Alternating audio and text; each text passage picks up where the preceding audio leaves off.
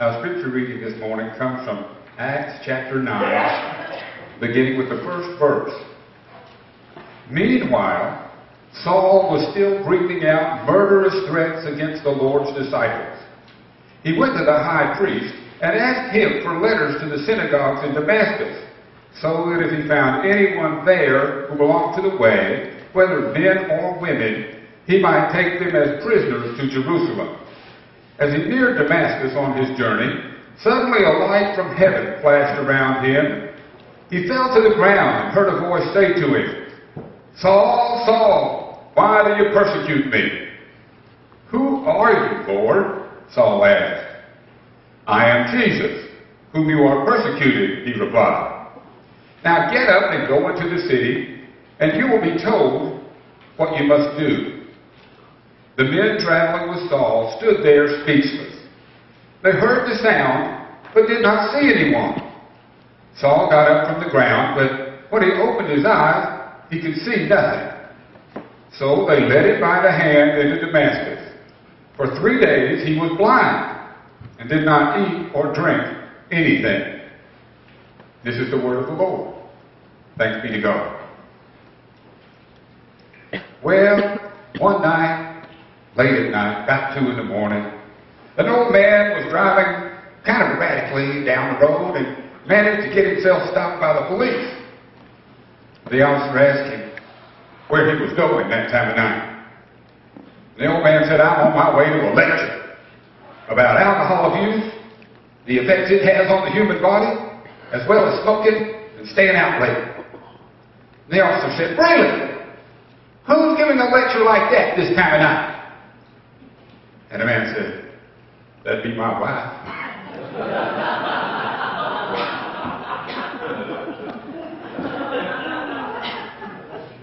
Last week or so has been pretty rough.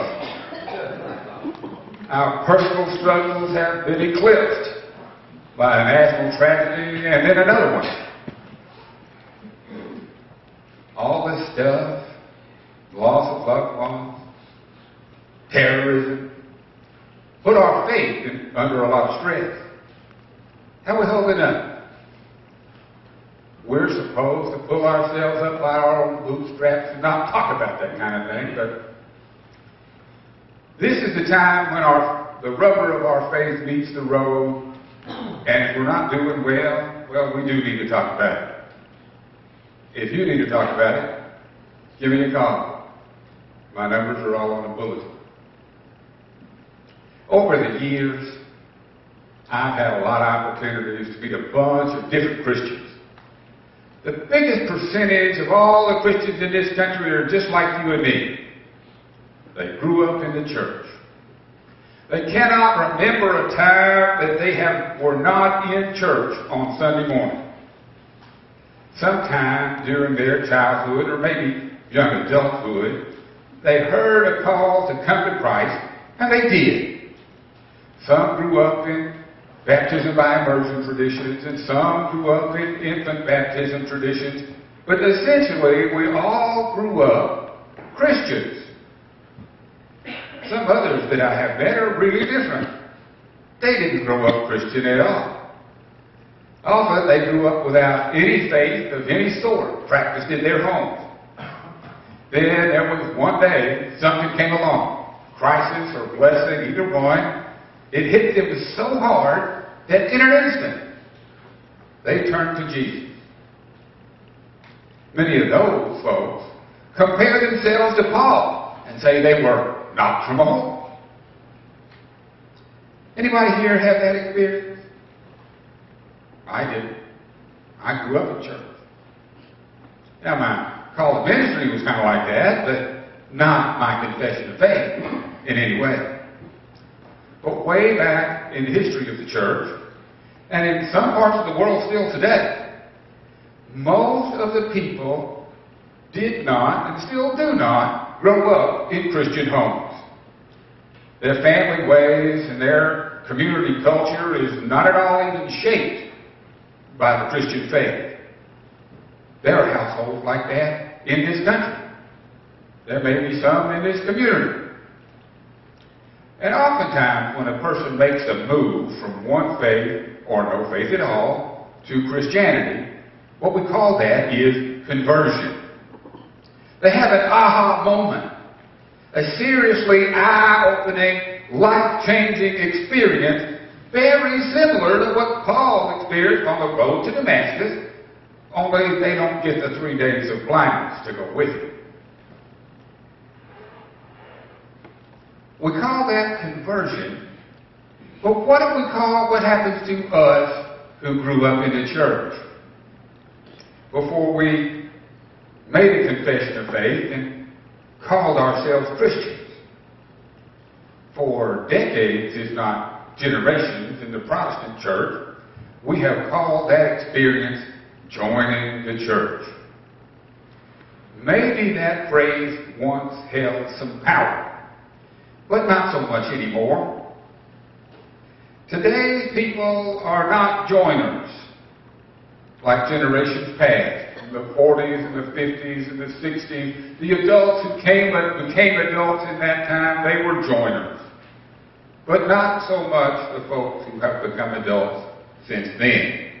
And unlike the churches from days gone by, we don't offer free cemetery plots. Plenty of churches around here used to do that. Some may still. You drive around the country and you see these churches with cemeteries in the parking lot. You know? But we don't do that anymore. Most churches don't do that anymore. And besides, is the church supposed to be like a country club or the junior league or the Moose Lodge or something like that? A thing to be joined in order to receive the benefits of membership. Well, what are the benefits of membership in the church anyway?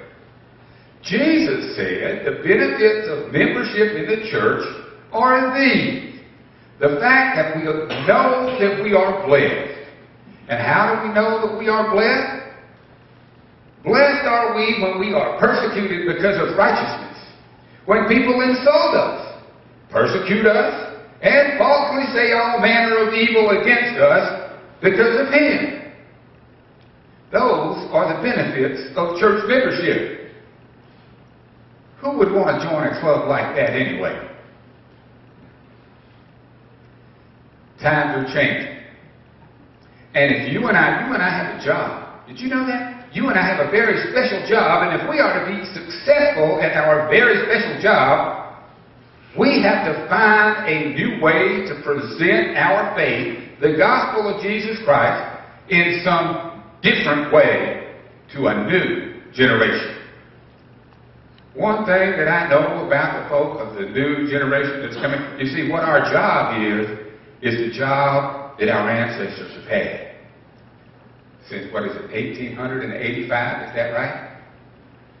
Our ancestors have been passing on the church from one generation to the next.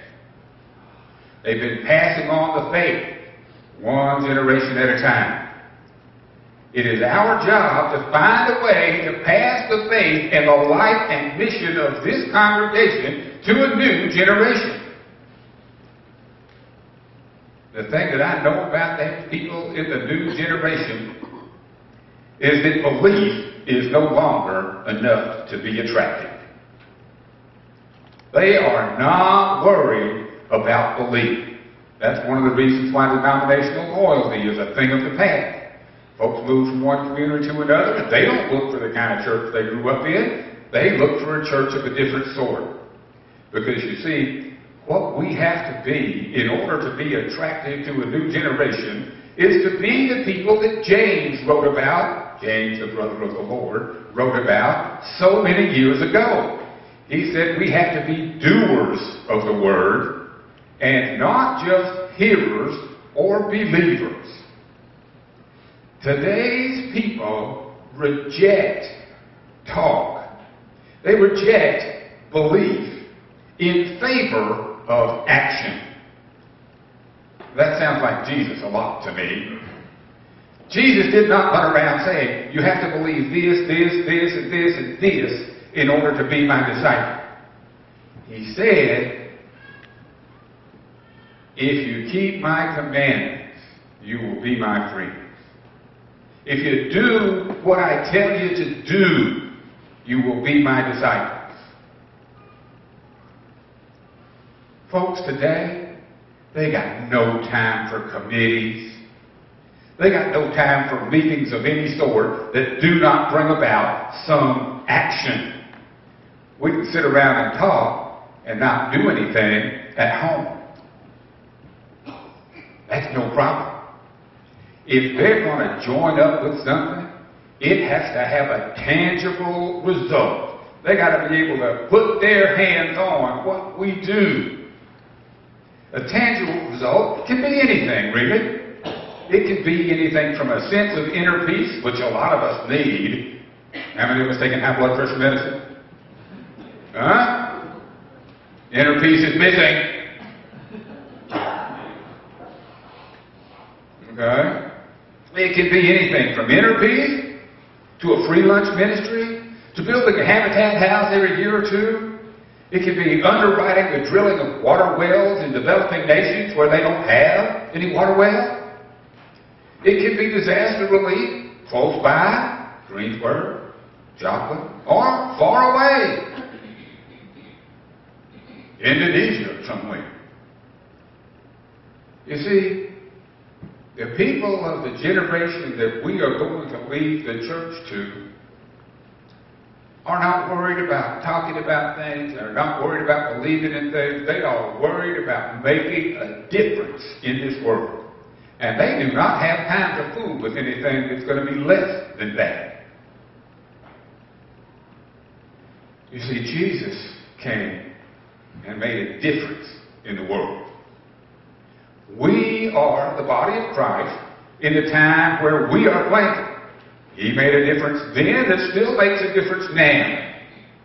We are His body on earth now. And it is our job at His calling to make a difference where we are. Jesus made a difference by making a commitment to people. We were important to Him. He left heaven behind, which He did not have to do, to come here and make a difference in our lives. So what Jesus needs today is not a bunch of hearers and believers who are hearers and believers from 9:30 till 1 o'clock on Sunday and go about their merry way the rest of the week. Jesus needs those people James was talking about, doers of the word. Jesus needs people who will take up their cross. Now, that's one of those things that has frustrated me all my life. How many of you have heard somebody say, or maybe even said yourself, but I don't want to know about that part. How many of you have heard somebody say, my backache is my cross to bear? Or my mother-in-law is my cross to bear? Anybody heard anybody say something like that? Yeah, we've all heard it. Some of us have said it. But that is not our cross to bear. Our cross to bear is the means of our own execution. The means of leaving one life behind and taking up another. Sacrificing all the me of this world, my bank account, my pension fund, my house, my family, my church, my job, no. Taking up our cross and following Jesus Christ is to give up the my, and look for the Jesus in this world. Don't get me fired up. I could go on that one for a couple of hours. Jesus is calling us to a new kind of church membership that is actually the oldest kind of church membership. Jesus is calling us, who grew up in the church, to commitment. Jesus is calling us to make the kind of commitment to people that He did. The kind of commitment that will change not only our lives, but their lives. But you know what? I have learned in the last 20 years that church people are notoriously resistant to commitment. I mean, just ask the nominating committee how resistant we are to committing. They get about 20 no's for every position we have to fill in this church. Just ask Linda Wilbur, who's been trying to get somebody to run Vacation Bible School and finally managed. How many no's, how much resistance to commitment there is in this group, and this is a good example of being church. We're much better at being church than a great number of them, and still we are resistant to commitment. You know what else church members are notoriously good at? They are resistant to change. Anybody like church the way it is, don't want to change it? We don't want to change nothing. If it can be the same forever and ever, that's the way we want it. Well, folks, death and taxes are only subsets of the only thing that you can count on in this world. Because death is a change from this life to another, and taxes is a change from who's got the money to who's got it now. Change is the only thing certain in life. So get over being resistant. Every brick has new molecules in it. You change because of that. You know, it occurs to me that maybe it's not the people on the outside of the church who need the experience of being knocked off a horse. Maybe it's us.